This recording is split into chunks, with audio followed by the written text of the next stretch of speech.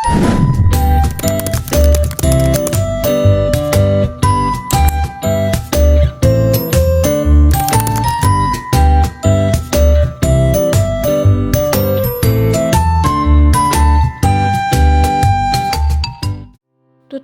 uji T dan uji F.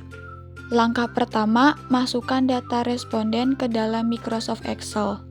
Dalam penelitian ini, terdapat variabel bebas yaitu lingkungan kerja, motivasi, dan variabel terikat yaitu kinerja karyawan. Salin seluruh data tersebut dan pindahkan ke aplikasi SPSS. Klik variabel view, pada kolom nama ganti menjadi X1, X2, dan Y. Pada kolom desimal, ubah semua angka menjadi 0. Pada kolom label, tuliskan nama lengkap dari masing-masing variabel, yaitu lingkungan kerja, motivasi, dan kinerja karyawan. Selanjutnya, klik data view, pilih analyze, pilih regression, klik linear, dan akan muncul tampilan seperti di layar. Pindahkan X1 dan X2 ke independen dan kinerja karyawan ke kolom dependen. Lalu klik OK. Hasilnya akan menampilkan beberapa output, termasuk tabel koefisien untuk melihat hasil uji T dan tabel ANOVA untuk melihat hasil uji F. Salin tabel koefisien dan pindahkan ke Word. Analisis hasil uji T dengan dasar pengambilan keputusan, yaitu yang pertama, jika nilai sig lebih kecil dari 0,05 atau nilai T hitung lebih besar dari T tabel, maka terdapat pengaruh variabel X terhadap variabel Y. Yang kedua, jika nilai sig lebih besar dari 0,05 atau nilai T hitung lebih kecil dari T tabel, maka tidak terdapat pengaruh variabel X terhadap variabel Y. Selanjutnya, kita akan masuk ke pembahasan hasil uji T untuk variabel X1 terhadap Y. Untuk melihat hasilnya, kita bisa cek di tabel koefisien yang ada di output SPSS. Nah, perhatikan nilai signifikan di kolom X1 yaitu sebesar 0,135.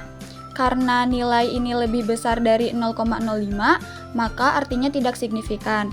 Yang kedua, selain itu, kita bisa bandingkan nilai T hitung yaitu 1,519 dengan T tabel yaitu 2,004.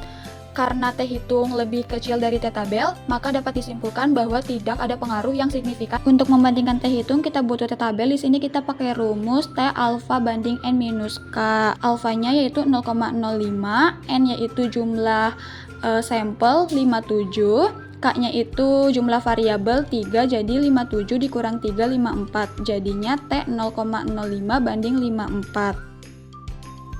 Untuk hasil T hitungnya yaitu 2,004. Selanjutnya kita lihat hasil uji T untuk variabel X2 terhadap Y. Dari tabel koefisien kita lihat signifikannya yaitu kurang dari 0,01, lebih kecil dari 0,05. Karena nilainya kecil maka hasilnya signifikan. Lalu kita bandingkan nilai T hitung yaitu 4,739 dengan T tabel 2,004, maka terdapat pengaruh terbukti secara statistik. Selanjutnya kita akan bahas uji F. Yang pertama yaitu jika nilai sig lebih kecil dari 0,05 maka secara simultan terdapat pengaruh variabel X terhadap variabel Y. Yang kedua, jika nilai sig lebih besar 0,05 maka secara simultan tidak terdapat pengaruh variabel X terhadap Y. Nah, ini tabel untuk uji F-nya. Dan ini nilai sig-nya yaitu kurang dari 0,01 dan nilai F-nya yaitu sebesar 25,974. Karena nilai sig lebih kecil dari 0,001 yang berarti lebih kecil dari 0,05 maka secara simultan terdapat pengaruh variabel X1 dan X2 terhadap variabel Y. Nilai F hitung sebesar 25,974 lebih besar dari 3,17 F tabel, maka HO ditolak. Karena HO ditolak maka H1 diterima. Jadi variabel X1 lingkungan kerja dan X2 motivasi motivasi secara bersama-sama berpengaruh signifikan terhadap variabel Y, kinerja karyawan. Nah, untuk kesimpulan akhirnya yaitu secara simultan variabel lingkungan kerja dan motivasi berpengaruh signifikan terhadap kinerja karyawan. Namun secara parsial hanya variabel motivasi yang berpengaruh signifikan sedangkan variabel lingkungan kerja tidak berpengaruh signifikan.